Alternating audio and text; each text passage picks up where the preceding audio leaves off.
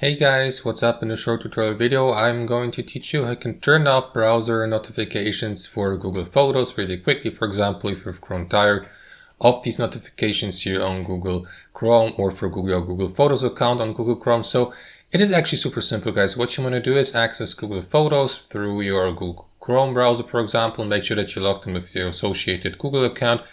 And basically what you will need to do is click on the gear icon here in the top right corner of your home screen on Google Photos.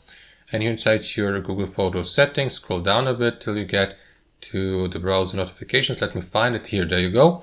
Browser notifications. So simply disable these notifications by switching them on off here to the right. Receive desktop notifications on this computer. So switch it off. And after that, you may also check if these settings have been applied on Google Chrome. To do that, click on that button or icon here next to the URL address on Google Photos and check if notifications are enabled. If that's the case, simply delete or switch them off and confirm by clicking on reset permission here to disable these notifications on Google Photos via Google Chrome permanently. And that's basically it, guys. You may confirm that by clicking on reload here to restart this page, and after that these changes will be applied, and that's it, guys. That's how it works. Thanks for watching and have a wonderful day.